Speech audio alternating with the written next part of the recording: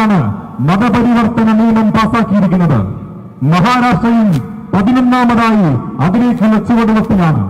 ഈ നിയമത്തിന്റെ മറ പിടിച്ചുകൊണ്ട് ക്രൈസ്തവരെ ഭാരതം മുഴുവൻ പീഡിപ്പിക്കാൻ വേണ്ടി, വേദനിപ്പിക്കാൻ വേണ്ടി, അവരുടെ വിശ്വാസത്തെ വെല്ലുവിളിക്കാൻ വേണ്ടി ഇറങ്ങിപ്പുറപ്പെടാൻ ആഗ്രഹിക്കുന്നുണ്ടെങ്കിൽ അതിനെതിരെ ഒറ്റക്കെട്ടോടെ ഞങ്ങൾ ചെറുത്തുമെന്ന് ഉറക്കെ പ്രഖ്യാപിച്ചുകൊണ്ട് ഇരിങ്ങാലക്കുട രൂപതയിലെ വിശ്വാസ സമൂഹം നടത്തുന്ന പ്രതിഷേധ റാലിയാണ് ഇന്ന് ഈ മൈതാനത്ത് ഒരുമിച്ച് കൂടിയിരിക്കുന്നത്.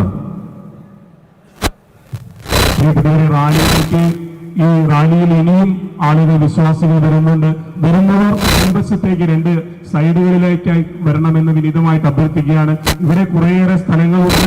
അപ്പോൾ തീർച്ചയായിട്ടും റാലിയിൽ ഇനിയും കുറെ പേർ ബാക്കിൽ വരുന്നുണ്ട്. വരുന്നവർ മുൻവശത്തേക്ക് വരിക. റാലിയുടെ പകുതി മാത്രമേ ഇവിടെ എത്തിച്ചേർന്നിട്ടുള്ളൂ. ഇനിയും പകുതി പേർ വരാനുണ്ട്.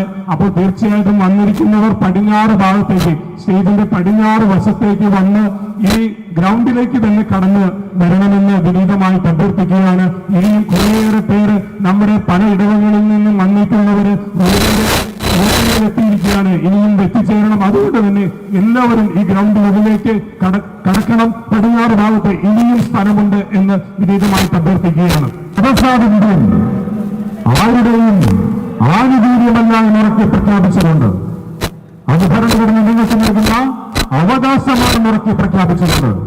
ഇരിങ്ങാലക്കുട രൂപതയുടെ വിശ്വാസ സമൂഹം അഭിനന്ദ പിതാവിന്റെ നേതൃത്വം